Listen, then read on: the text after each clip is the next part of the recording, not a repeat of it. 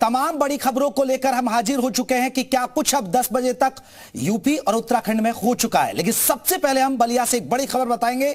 बलिया से बड़ी खबर है, यूपी बोर्ड के इंटरमीडिएट के अंग्रेजी पेपर लीक मामले से जुड़ी बड़ी खबर। पुलिस ने मास्टरमाइंड आनंद नारायण चौहान को गिरफ्तार कर लिया है। आनंद चौहान के साथियों को भी पुलिस ने गिरफ्तार किया है। आनंद चौहान ने ही रची थी पेपर लीक की पूरी साजिश। कोचिंग संचालक है आनंद चौहान। महाराजी देवी इंटर कॉलेज के साथ मिलकर यह पूरी साजिश रची गई थी कि पेपर को कैसे लीक कराया जाए। पेपर लीक मामले में अभी तक 34 लोगों की गिरफ्तारी कर भेजा जा चुका है जेल। तो आपको बता दें, मास्टरमाइंड को गिरफ्तार कर लिया। आनंद चौहान ने ही रची थी पेपर लीक की साजिश। बताया जा रहा कि मास्टरमाइंड था आनंद नारायण चौहान। पुलिस ने इसको गिरफ्तार कर लिया है। महाराजी देवी इंटर कॉलेज के साथ मिलकर इसने पूरी रणनीति बनाई थी कि कैसे पेपर लीक किया जाए। हालांकि आपको बता दें कि अब तक पुलिस ने 34 लोगों को इस मामले में गिरफ्तार कर लिया है। आनंद चौहान के साथियों को भी पुलिस ने गिरफ्तार किया है। पेपर लीक मामले का मास्टरमाइंड है। अंग्रेजी की परीक्षा रद्द हुई थी और कहां-कहां, आगरा, मथुरा, अलीगढ़, तमाम जिलों में।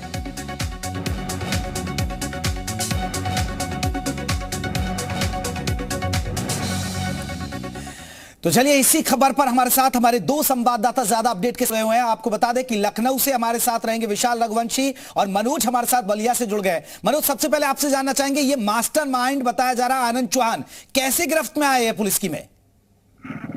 जी बेशक, हम आपको बता दें कि जिस तरीके से बलिया से पेपर आउट मामला जो है, पेपर लीक मामला, अंग्रेजी पेपर लीक मामला जो है सुर पकड़ा और इसके बाद यूपी एसटीएफ लगातार छापेमारी कर रही थी, गिरफ्तारियां चल रही थी।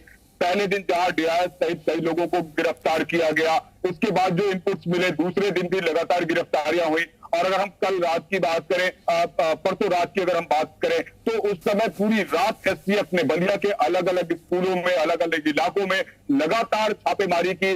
जो भी इनपुट्स मिल रहे थे उसके आधार पर कल 10 लोगों को जिन्हें सेशन कोर्ट में पेश किया गया, उनमें से आनंद चौहान भी था। ये माना जा रहा है कि ये कोचिंग संचालक है और ये मास्टरमाइंड है इस पूरे पेपर लीक मामले का। और महाराजी देवी इंटर कॉलेज जहां से ये पेपर लीक बताया जा रहा है कि हुआ है, उसके साथ पूरी साठगांठ थी इसकी। और इसके पीछे जो मकसद था वो ये कि पैसा लेकर कहीं ना कहीं पेपर लीक कराकर पैसा कमाने की नीयत से ये पूरा एक गिरोह था जो इस पेपर लीक मामले से जुड़ा हुआ था। लिहाजा एसटीएफ ने जो छापेमारी की, जो इनपुट मिले तमाम लोगों को गिरफ्तारी के बाद, इसके बाद आनंद चौहान को यूपी एसटीएफ ने और बलिया पुलिस ने गिरफ्तार किया। बिल्कुल मनोज, आप बने रहिएगा। विशाल के पास चलते हैं। विशाल लखनऊ से हमारे साथ जुड़े हैं। विशाल, पूरी तरह अब इस पर सरकार और प्रशासन हरकत में है, इसलिए ताबड़तोड़ गिरफ्तारियां भी हो रही हैं। लखनऊ से क्या कुछ जानकारी मिल पा रही है?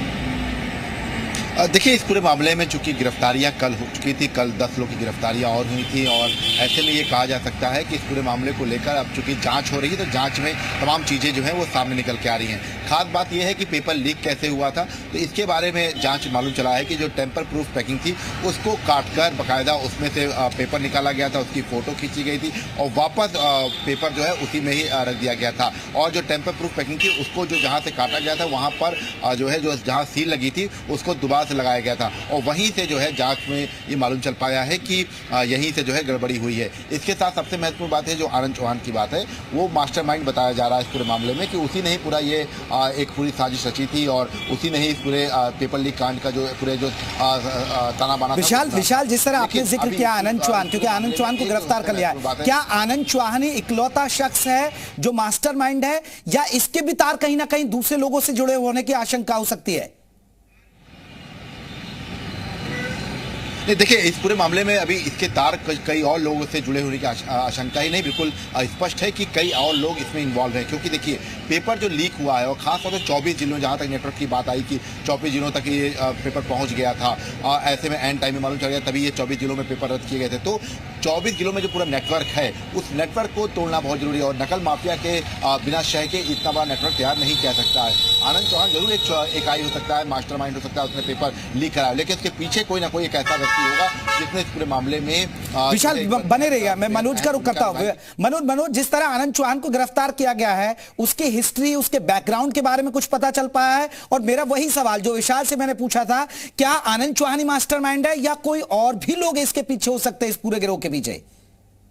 जी, आनंद चौहान के इतिहास से पहले मैं आपको बलिया में बोर्ड परीक्षाओं के इतिहास के बारे में बताऊंगा, क्योंकि बलिया में नकल माफिया पिछले कई सालों से नकल माफिया जो है वो पर्चा लीक या फिर सामूहिक नकल जैसे वारदातों को अंजाम देते रहे हैं।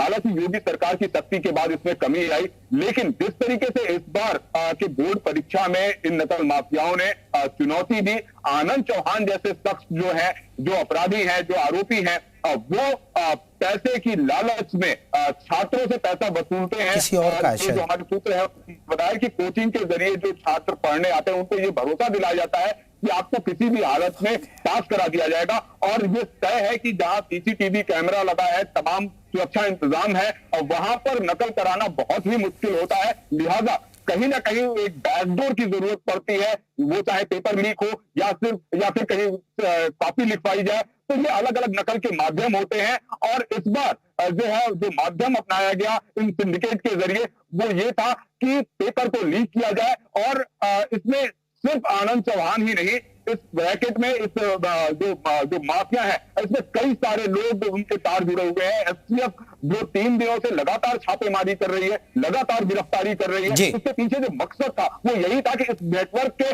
तह तक जाना, और आनंद चौहान सिर्फ अंतिम व्यक्ति नहीं है, इसके आगे भी कई कड़ियां जुड़ती है, क्योंकि इस विद्यालय का बिल्कुल और भी लोग शामिल हो सकते हैं, ये बड़ी बात है। मनोज और विशाल, आप दोनों का बहुत बहुत शुक्रिया तमाम जानकारी हम तक पहुंचाने के लिए। लेकिन पल पल की अपडेट हम लगातार इस खबर से जुड़ी आप तक पहुंचाते रहेंगे।